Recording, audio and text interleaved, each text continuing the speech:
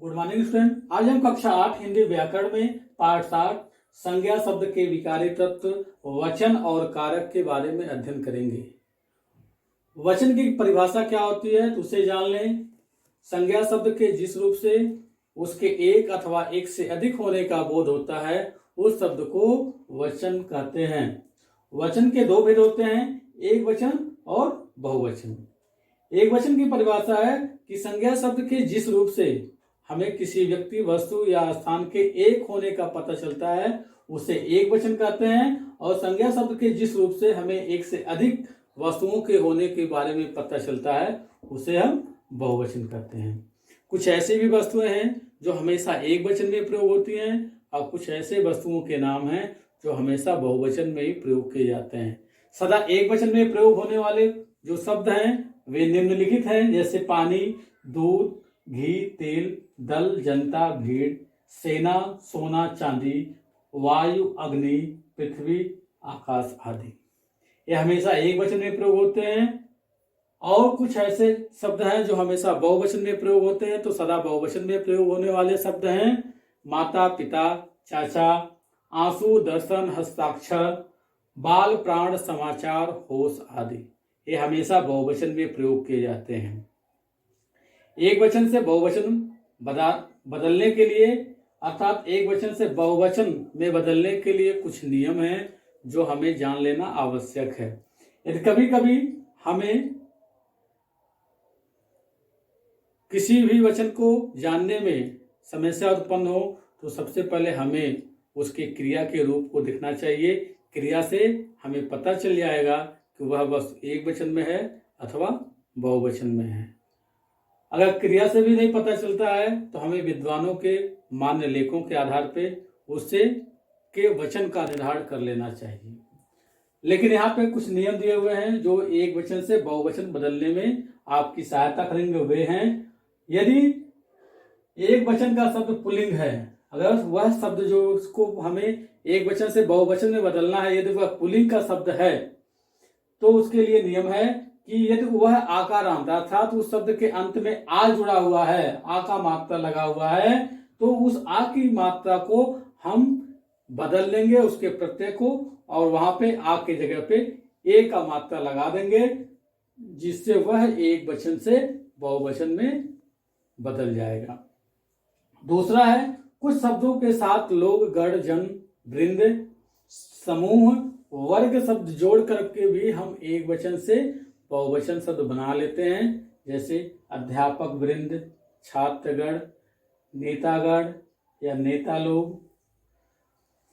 तो ऐसे शब्द में हम इन शब्दों को जोड़ लेते हैं और एक वचन से बहुवचन के रूप में परिवर्तित कर लेते हैं। लेकिन यदि वही शब्द स्त्रीलिंग का हो, यदि स्त्रीलिंग का शब्द हो और वह अंत में अकारांत आए अर्थात कोई मात्रा ना लगा हो, वर्ण अपने मूल रूप में शब्द के अक्षर के रूप में प्रयोग हो रहा हो, अर्थात उस अ को हम ए अर्थात एक मात्रा और उसके बगल में बिंदी लगा देते हैं, इस प्रकार से लिख देते हैं, तो वह एक वचन से बहुवचन में परिवर्तित हो जाएगा, जैसे आंख का आंखें।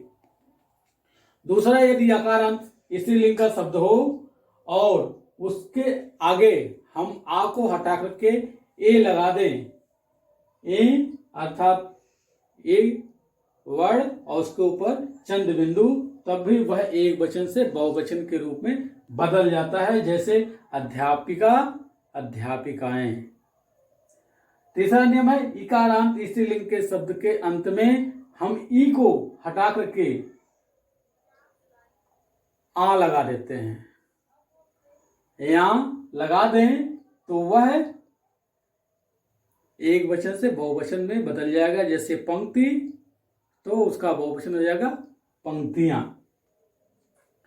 यदि ईकारांत स्त्रीलिंग शब्दों के अंतिम ई को, बड़ी की मात्रा को हम हटा दें और उसके जगह पे छोटी की मात्रा लगा दें, अर्थात जब भी हम दीर्घ ई की मात्रा को एक वचन से बहुवचन में बदलते हैं तो दीर्घ ई की मात्रा हस्व ई की मात्रा में बदल जाता है और उसके अंत में हम यहाँ प्रत्यय जोड़ लेते हैं और उससे हम एक वचन से बहुवचन के रूप में बदल देते हैं। जैसे नदी शब्द है इसका बहुवचन हो जाएगा नदियां।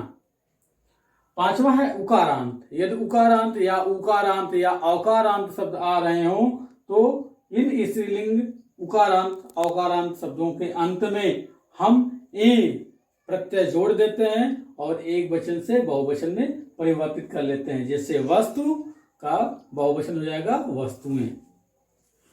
छठवें नंबर पे है यदि या से अंत होने वाला कोई भी शब्द है तो हम आ के जगह पे चंद्र बिंदु का प्रयोग कर लेंगे।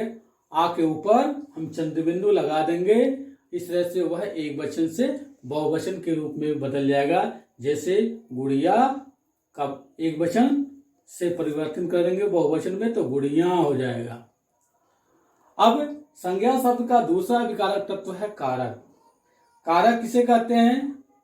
अर्थात जिस वाक्य में संज्ञा शब्द का वाक्य में आए अन्य शब्दों के साथ संबंध स्पष्ट करते हैं उसे कारक कहते हैं। कारक के कुल 8 भेद होते हैं। कर्ता कारक, कर्म कारक, करण कारक, संपदान कारक, अपादान कारक, संबंध कारक, अधिकरण कारक और संबोधन कारक। संज्ञा के लिए 8 कारक हैं लेकिन सर्वनाम के लिए 7 है, उसमें से संबोधन नहीं होता है। तो देखें अब कर्ता कारक किसे कहते हैं। अर्थात किसी वाक्य में किसी क्रिया को करने वाला जो व्यक्ति होता है वह कर्ता कारक होता है। अर्थात वाक्य में जो संज्ञा शब्द होता है वही कारक कर्ता कारक कहलाता है। इसका प्रसक्त चिन्ह होता है ने। जैसे राम ने कहा।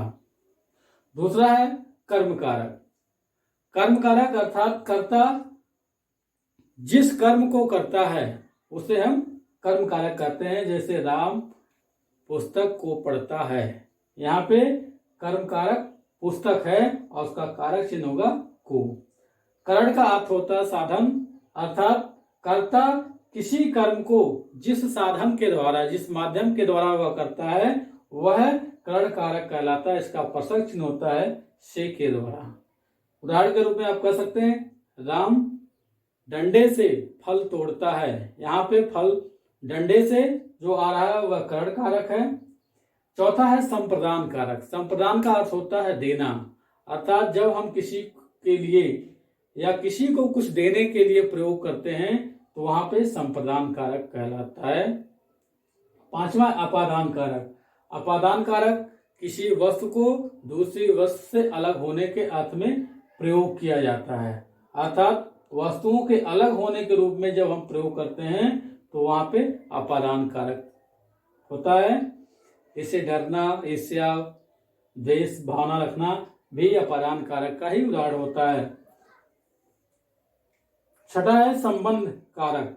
अर्थात जब संज्ञा शब्द वाक्य में आए अन्य संज्ञा शब्दों के साथ संबंध स्थापित करता है तो वह संबंध कारक कहलाता है। इसका प्रसंग चिन्ह होता है कर्ता संज्ञा के लिए का के की, सर्वनाम के लिए होता है रा रे री और क्रिया के लिए होता है ना ने नी। जैसे यह राम की पुस्तक है। अधिकरण कारक अर्थात जो आश्रय या आधार प्रदान करने वाला कारक होता है वह अधिकरण कारक कहलाता है। इसका प्रसक्त चिन्ह होता है में पर। जैसे जल में मछलियां तैर रही हैं या पुस्तक मेज पर रखी है। आठवां होता है संबोधन कारक। इसका प्रसक्त चिन्ह होता है हे अरे। इसका प्रयोग हम किसी व्यक्ति, वस्तु या दूर स्थित व्यक्तियों को बुलाने के लिए प्रयोग करते हैं। इस तरह से आज यह पाठ आपका समाप्त हुआ। धन्यवाद।